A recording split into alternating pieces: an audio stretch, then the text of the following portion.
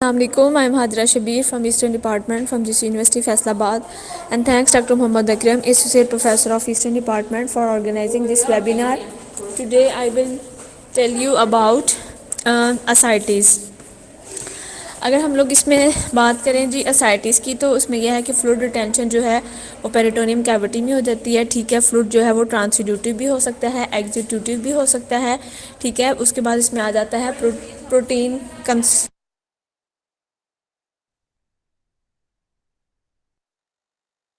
यह है protein concentration आ जाती है इसमें। ट्रांसड्यूटिव में यह है कि ये जो है वो लेस देन 2.5 होता है, एग्जीक्यूटिव में मोर देन 2.5 होता है। ठीक है, उसके बाद इसमें जो है वो ट्रांसड्यूटिव फ्लूइड जो है वो किन किन कंडीशंस में प्रोड्यूस हो सकता है। एक तो इसमें लिवर सिरोसिस आ जाता है, कार्डियक डिजीजेज आ जाती हैं, जिसमें राइट हार्ट फेलियर आ जाता है, कंस्ट्रक्टिव पेरिकार्डाइटिस आ जाता है, पेरिकार्डियल एफियोन आ जाता है, हाइपोनेट्रीमिया में जो है वो नेफ्रोटिक सिंड्रोम आ जाता है, एग्जीक्यूटिव में जो टीबी है, मैलिग्नेंसी है, बैक्टीरियल पेरिटोनाइटिस आ सकता है, एक्यूट पेरिटोनाइटिस आ सकता है और केमिकल पेरिटोनाइटिस। ट्रांसड्यूटिव में लिवर सिरोसिस आ जाता है, इसमें यह है कि लिक्रोसिस हो जाती है, लिवर की फाइब्रोसिस हो जाती है। ठीक है, निडुलर फॉर्मेशन हो जाती है। कॉजेज में जो है वो अल्कोहल, हेपेटाइटिस, फैटी लीवर, हेमाक्रोमेटोसिस आ जाता है, विल्सन डिजीज़ आ जाती है। ठीक है, उसके बाद इसमें जो है वो बर्ड चेरी सिंड्रोम आ जाता है। इसमें क्या होता है, उसके अलावा ग्लाइकोजन स्टोरेज डिजीज़ हो जाती है। प्राइमरी और सेकेंडरी में जो है इंट्राहेपेटिक, एक्स्ट्रा हेपेटिक आ जाता है, जिसमें ऑकुलेशन हो जाती है। बाइल डक्ट की साइन एंड सिम्टम्स में जो है वो हिस्ट्री ऑफ हेपेटाइटिस पूछेंगे। ठीक है, हिस्ट्री ऑफ अल्कोहल इंटेक, इसमें कॉमन साइंस में जो है वो फटीग आ जाता है, वेट लॉस आ जाता है, मसल क्रैम्प्स आ जाता है, ओकेजनल वॉमिटिंग आ जाता है। ठीक है, उसके बाद इसके करेक्टरिस्टिक सिम्टम्स में पूछा जाए तो इसमें पोर्टल हाइपरटेंशन आ जाता है, जिसमें जो है वो हाइड्रोस्टेटिक प्रेशर जो है वो इंक्रीज़ हो जाता है। नॉर्मल 5 से 8 है, अब नॉर्मल 12 है। ठीक है, सिम्टम्स में स्प्लीनोमेगैली आ जाती है, मेटामेसिस आ जाता है, एसोफेजियल वराइसिस आ जाता है, कैपिट मेड्यूरा आ जाता है, जिसमें प्रोमिनेंट वेन्स जो है वो अराउंड द अम्बिलिकस बन जाती हैं। हेपेटिक इनसफिशिएंसी में जो है वो हाइपोएल्बुमिनिया आ जाता है, जो एसाइटिस कॉज करता है। इसमें जो है वो डिक्रीज हो जाता है अप्लाइड ऑस्मोटिक प्रेशर। ठीक है, नॉर्मली क्या होता है कि लार्ज मॉलिक्यूल्स जो है वो होल्ड करते हैं स्मॉल मॉलिक्यूल्स को, लेकिन जब कंसंट्रेशन लार्ज मॉलिक्यूल्स की डिक्रीज हो जाती है वो इसमें होल्ड नहीं कर पाते। इसके रिजल्ट में क्या होता है कि प्रेशर बढ़ ज़्यादा हो जाता है। ठीक है, उसके बाद अगर तो मेटाबॉलिज्म जो एल्डोस्टेरोन का वो कम है, इसकी वजह से फ्लूइड रिटेंशन होगी। ठीक है, और इसकी वजह से जो है वो एसाइटिस हो सकता है। एड्रिनल ग्लैंड्स में क्या है कि एल्डोस्टेरोन में जो वाटर रिटेंशन हो जाती है, जॉन्डिस, इसमें पामोनोजीथमिया आ जाता है, ब्लीडिंग टेंडेंसी बढ़ जाती है, जिसकी वजह से ब्रूसिस एपिटेक्सिक हो जाता है।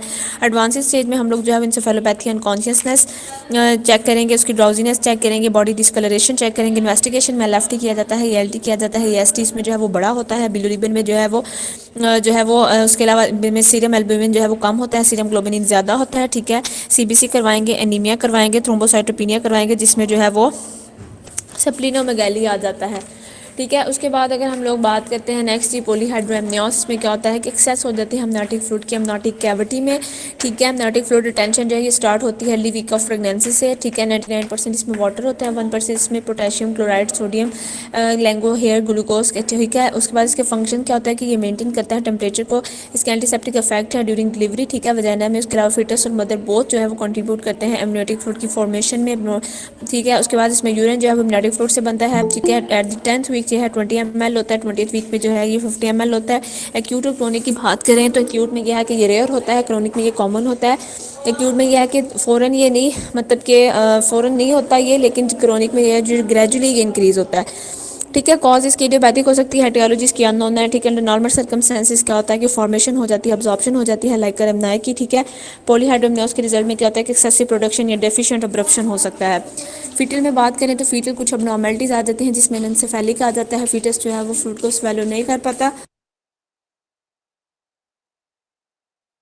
स्कल की जो है वो अब नॉर्मल हेड मूवमेंट हो जाती है, ब्रेन मेनिंजेस जो है वो प्रॉपर्ली डेवलप नहीं होती। ठीक है, इसमें एसोफेजियल एट्रेशिया आ जाता है। ठीक है, इसमें फेटस जो है वो स्वेलो नहीं कर पाता है, फ्लूइड जो है वो इंक्रीज हो जाता है, ड्यूडेनल एट्रेशिया आ जाता है, पाइलोरिक स्टेनोसिस आ जाता है। स्पाइनल बाइफिडा में क्या होता है कि न्यूरल डिफेक्ट आ जाता है, जिसमें इनकम्प्लीट क्लोजिंग होती है बैकबोन की, मेनिंजेस जो है वो एक्सपोज होती है, लिम्फेटिक फ्लूइड जो है वो इंक्रीज हो जाता है। ठीक है, हाइड्रोफोटेलिस आ जाता है, ठीक है, सेल डिस्ट्रक्शन हो जाती है, फीटस फीटस एनेमिक हो जाता है, मदर फीटस आरएच फैक्टर जो है वो डिफरेंट होता है, इसमें ब्लड का एक्सचेंज होता है between the mother and foetus, ठीक है, मदर प्रोड्यूस करता है एंटीबॉडीज जो अटैक कर देते हैं फीटल सेल को, जिसके रिजल्ट में जो है वो एनीमिया हो जाता है। जनरल डिजीज में जो है वो 50% मदर जो है वो डायबिटिक होती है, हाइपरग्लाइसीमिया होता है, ठीक है, फीटस यूरिन इसमें जो है वो फीटस में जो है वो यूरिन जो है वो बढ़ जाता है, जिसकी वजह से फ्लूइड ज़्यादा हो जाता है।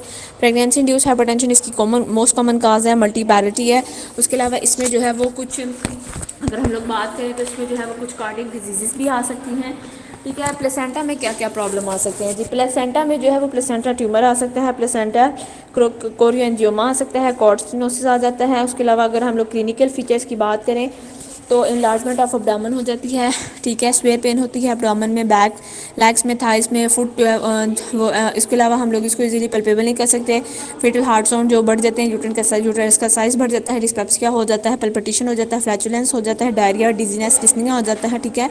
एब्डोमिनल स्किन शाइनी और डिमेटस हो जाती है, सर्विक्स जो है वो प्रीटर्म डायलेशन में चला जाता है, वेरिकोस वेन हो जाता है, लेग्स में फ्लूइड फील्ड प्रेजेंट होता है, शिफ्टिंग डलनेस इसमें लिक्ट हो जाती है, प्री मेच्योर लेबर हो जाता है, अबॉर्शन इसमें कॉमन है, एब्डोमिनल मसल्स जो है वो टाइट होना शुरू हो जाते हैं, एब्डोमेन डिस्टेंडेड हो जाता है। इसके अगर हम लोग कॉम्प्लिकेशंस की बात करें तो कॉम्प्लिकेशंस में क्या होता है कि pre mature rupture of membrane हो जाता है, प्रीटर्म लेबर मेम्ब्रेन हो जाता है, एंटीपार्टम हेमरेज हो जाता है, अब्रप्शन प्लेसेंटा हो जाता है, कॉर्ड प्रोलैप्स हो जाती है, हैंड प्रोलैप्स हो जाते हैं, यूटेराइन इनर्शिया हो जाता है, प्री मेच्योर लेबर हो जाता है, माल प्रेजेंटेशन आ जाता है, कार्डियक रेस्पिरेटरी फेलियर आ जाता है, डायग्नोसिस में अल्ट्रासोनोग्राफी आ जाता है, एमनेटिक फ्लूइड इंडेक्स को जो है वो डिटरमिन किया जाता है, ठीक है। अगर तो मोर देन 25 है वो पोली, अगर लेस देन 8 है तो वो अलीकोहाइड्रोमनियास आएगा, ठीक है। इस क्लिनिकल इसकी कुछ हिस्ट्री आ जाती है जिसमें जो है वो एक्सरे का जो है एब्डोमेन का जो है वो एक्सरे किया जाता है, डिफरेंशियल डायग्नोस में मल्टीपल प्रेगनेंसी आ जाता है, फेब्रॉइड विद प्रेगनेंसी आ जाता है, ओवेरियन सिस्ट विद प्रेगनेंसी आ जाता है, डिस्टेंडेड ब्लैडर आ जाता है, साइटिस आ जाता है और हाई हेरिडिटी मोल आ जाता है, ठीक है। मैनेजमेंट में हम लोग देखेंगे जी उसकी जो है वो डिग्री देखेंगे कि कौन सी है, माइल्ड है, मॉडरेट है या स्वेयर है। और माइल्ड जो है उसमें क्या होता है कि हॉस्पिटलाइजेशन की ज़रूरत नहीं होती, रेस्ट की ज़रूरत नहीं होती, लिमिटेड एक्टिविटीज़ की, ठीक है। इस टाइप की प्रेगनेंसी को जो है वो कंटिन्यू किया जाता है। मॉडरेट में क्या होता है कि हॉस्पिटलाइजेशन, सीबीसी, आरएच वैल्यू को, इन टेस्ट को जो है वो रूल आउट किया जाता है, ठीक है। उसके बाद इसमें जो है फिटल एनॉमली नहीं होती। 37 वीक्स प्रेगनेंसी जो है वो इसका ड्यूरेशन कम होता है, उससे कंटिन्यू प्रेगनेंसी को किया जाता है टिल द टर्म। इसमें मैटरनल डिस्ट्रेस भी आ जाता है।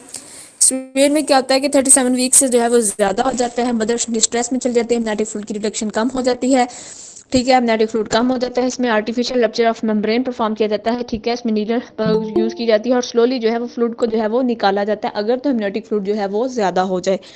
Okay sir, thank you.